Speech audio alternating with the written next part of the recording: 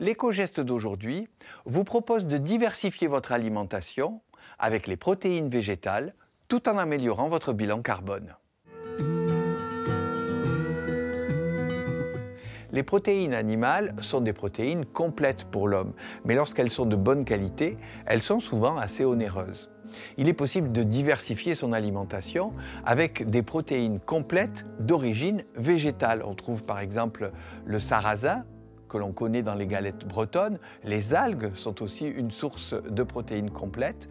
Le chanvre, ici décortiqué, l'amarante et la quinoa, qui étaient bien connus en Amérique du Sud, mais que l'on commence à trouver chez nous. La grande astuce de la plupart des civilisations a été d'associer deux éléments, les céréales et les légumineuses. Les céréales contiennent 7 des 8 acides aminés essentiels, il manque la lysine.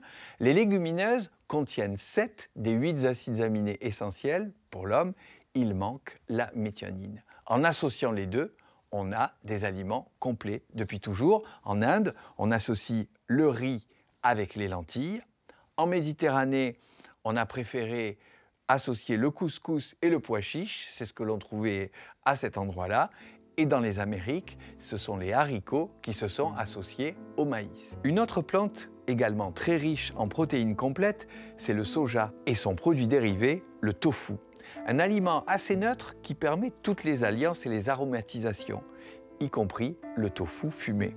Au revers du Bion, la coopérative Tosolia a noué des partenariats avec des producteurs locaux et envoie du tofu de Provence dans tous les magasins bio de France.